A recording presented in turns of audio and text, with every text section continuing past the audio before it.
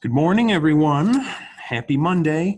Hopefully you're able to get logged into your Google Classroom. My name is Mr. Murphy. I'll be taking you through this week's lessons.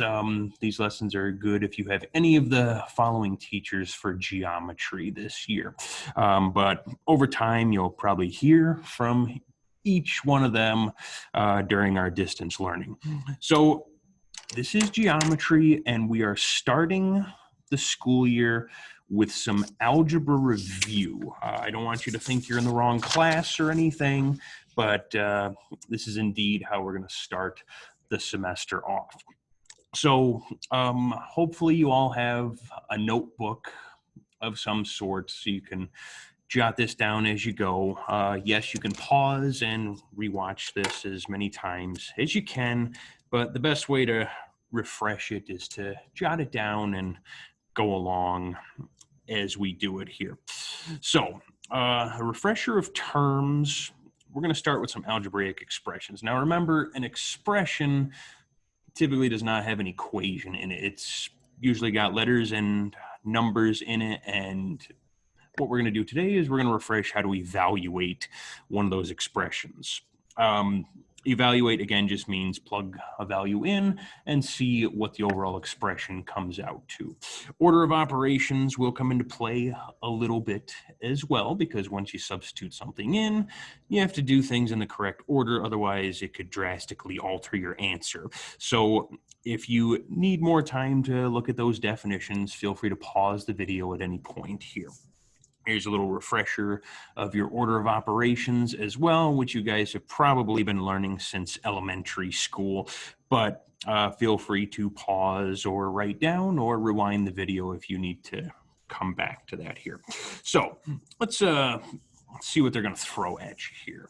Nothing too scary. Again, hopefully stuff you've seen before, but they're giving us values for 4 different letters, A, B, C, and D. Obviously, you're not going to use every single one of those values in every example, but we just want to plug those values into their designated spots and then crunch it out as needed. Hopefully, this will be a little on the easy side for you.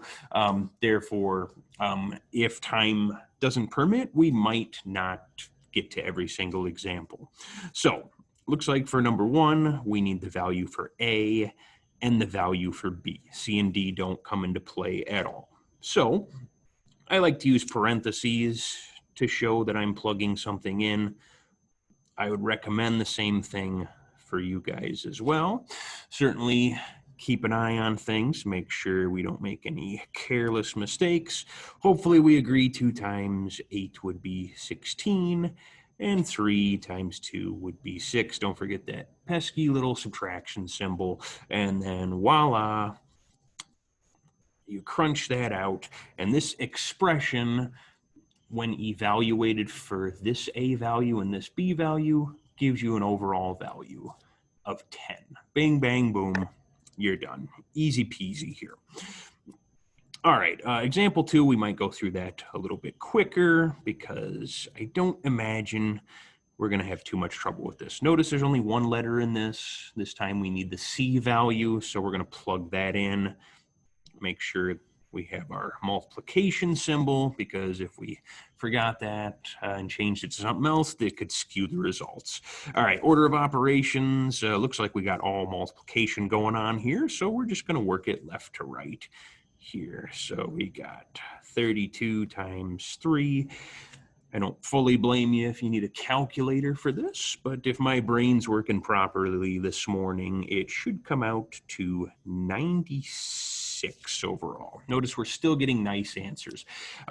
You may not always get a nice answer. Sometimes you'll get a fraction or a decimal, but we'll cross that bridge when we come to it. All righty, time for the scariest one so far here. Looks like this time we need D and B, but we want to make sure that we keep everything in the same format here, meaning all I'm doing is I'm trying to color code what I'm plugging in.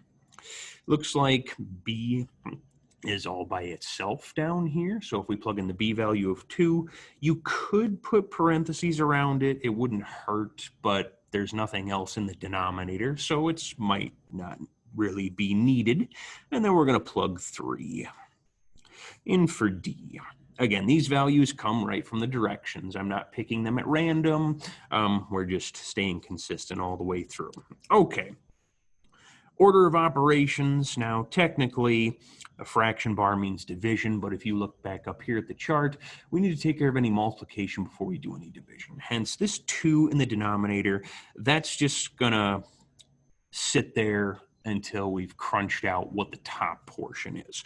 Now, speaking of the top, we've got multiplication, which it might be tempting to do 2 times 3 first, but notice order of operations says we have to do exponents first, which means I'm going to bring this 2 over.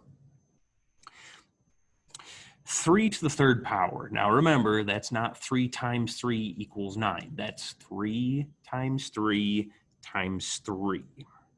You don't have to jot this part out, but it might help you avoid silly mistakes. And when you crunch all those out, that means 3 to the 3rd power is going to give you 27. I still have my fraction bar, and I still have the 2 in the denominator. Now, if we keep on going here, notice we still haven't fully simplified the top. We got to do that before we bring in the denominator of 2 at all.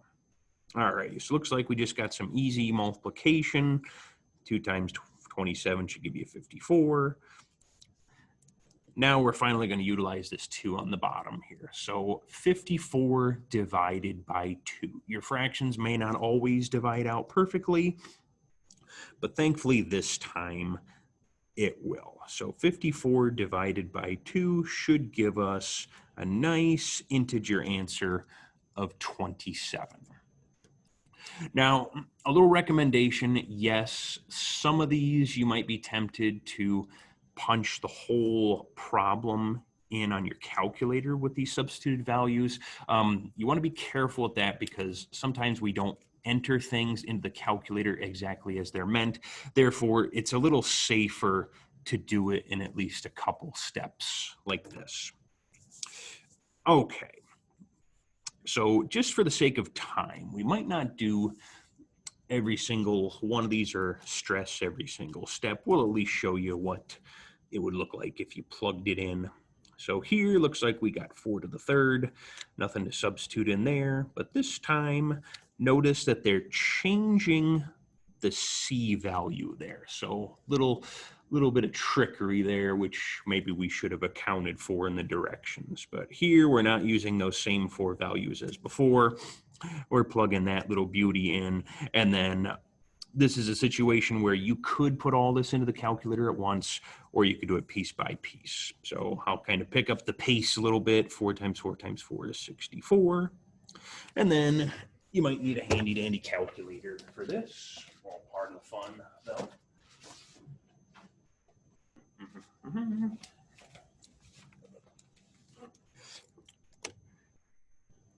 And voila, and then whoop-de-doo, we're going to go ahead and combine those. Notice you didn't get an integer answer this time. You got a nice little decimal.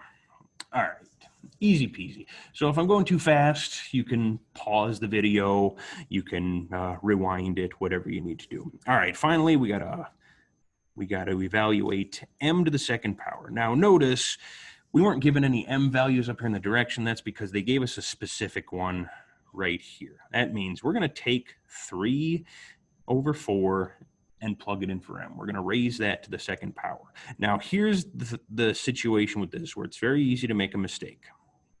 Some students might try to lay it out just like this. The problem is if you write it like this, it looks like only the 3 is being squared instead of the whole thing. Therefore, to be consistent like before, it's smarter to put parentheses around exactly what you're plugging in. That shows the whole fraction is being squared. Now, if you're capable with your calculator, you can punch that in. Or what might be a little safer is to kind of expand this out. So this says we're going to square the numerator and square the denominator. 3 times 3 will give you 9. 4 times 4 will give you 16. It's always good to check, though, to see if your fraction can be reduced. But this is not the case because 9 and 16 don't have any common factors. Therefore, this is the most reduced version of it. Some students might divide that out to make it a decimal. But what you'll find is usually if your answer is a fraction, a lot of times it's better to keep it as a fraction because that's a little more precise than some of those decimal values we could get. Okay, awesome. So far, so good here. So again, for the sake of time, we may not be able to get through all of these examples, but if nothing else, we want to make sure that we understand the directions for this section here. We got a little true false coming at you here. So what they're doing in each example is they're giving us some sort of expression. I'm just going to box them up here and there. Notice they are in bold. And they're telling us, okay, given this expression, we want to plug the given value in and see if the expression works out or evaluates out to that given value. Sometimes it'll be yes, sometimes it'll be no, hence why it's true, false. You're really doing the same exact thing you did on the front. It's just in the form of a true, false question here. All right, so maybe we'll do the first one of these just to kind of put you at ease with a nice one. We're taking this expression. We need to swap out x, and we're going to put in this value of 12.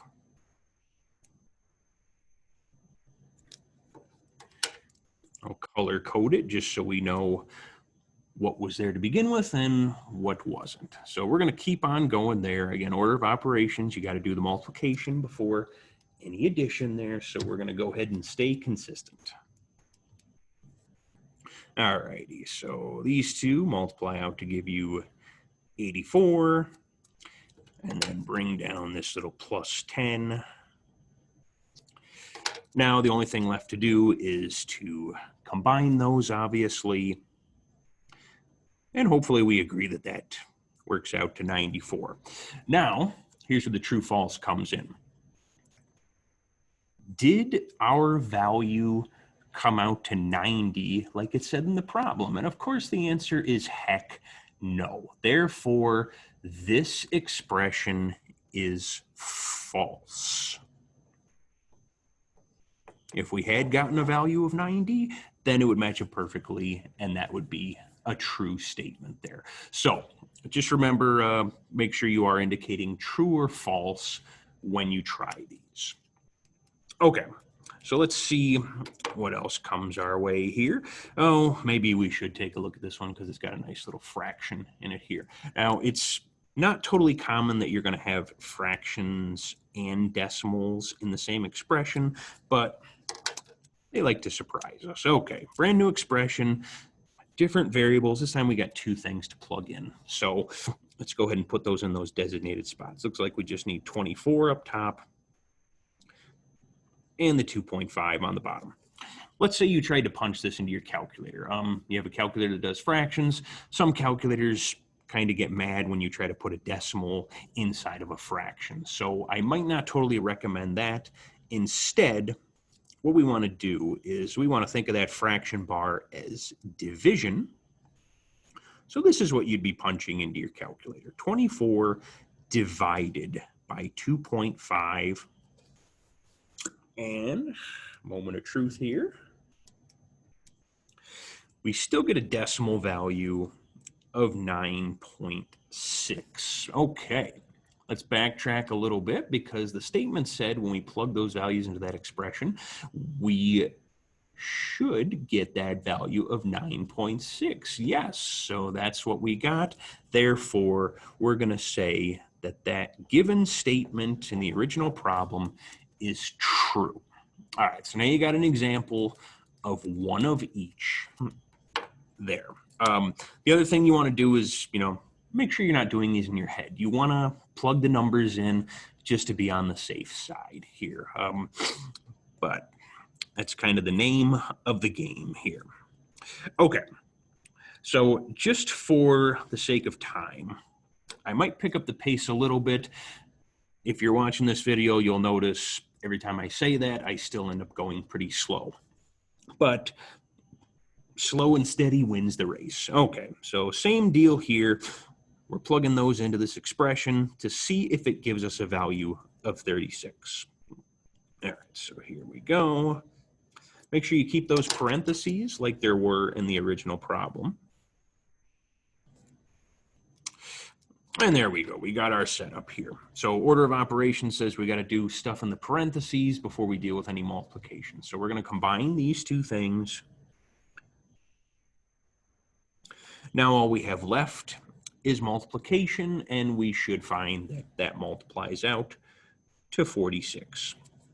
Let's look back in the problem. What did they claim we were going to get? Uh-oh, they said we were going to get 36. So since this does not match this, we have another false one. All righty, sweet. Again, if I'm going too fast for anybody, feel free to pause or rewind the video here. That's one of the advantages we have. All righty. Number 9, you want to make sure you're plugging these in the right order. We've got subtraction, and some students, when they first look at this, they might be tempted to put the bigger number first minus the smaller number. But notice we're plugging in this value for W, and we're going to be subtracting this bigger value. Hence, if you need a calculator for this, I totally understand. All righty. Some of you might already know where this is going, but if you have a small value and you're taking away something bigger, that should give you a negative value. Therefore, a lot of you can probably tell whether this is going to be true or false already. But let's be erring on the side of safety. So blah, blah, blah. Use a calculator if you need to.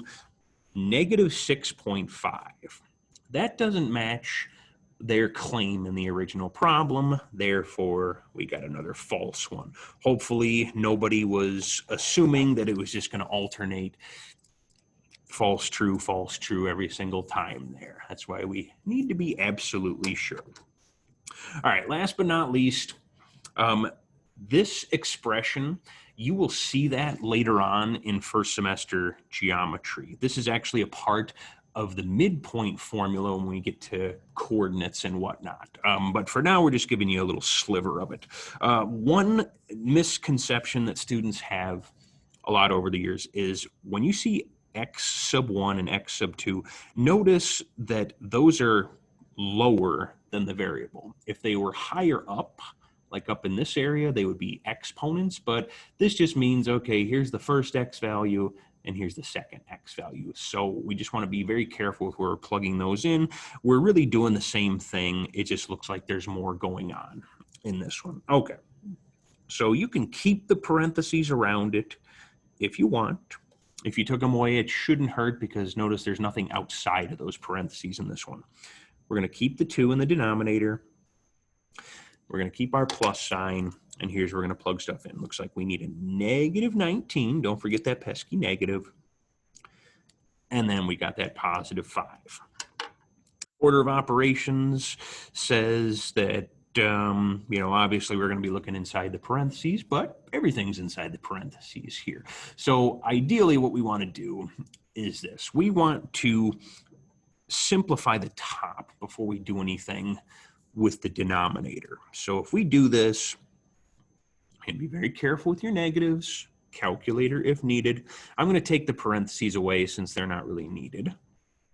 Those are going to combine to give you negative 14. It's like if you owed somebody $9 and you paid them back 5, you'd now owe them 14. Money tends to help people comprehend negatives a little bit more. All right, finally, like with the other fractions we had, we're just going to divide this out. Negative 14 divided by 2, that's going to give us a negative 7. You don't have to circle it, but it happens sometimes. Notice I haven't been consistent with that. And we just want to look and say, oh, look at that. They claimed in the original problem that we were going to get negative 7. So it looks like we've got another true statement here. Awesome. Okay, so on that note, You should see an assignment to go along with this. Under week 1, we're planning to release them day by day. So make sure you get on there, pull up the Google form. The assignment for this section is going to be due by Wednesday. Please email your specific teacher if you need to. We have office hours every day as well. So please do not hesitate to reach out if you're having any trouble. Thank you for your time, everyone. We will see you for the next video.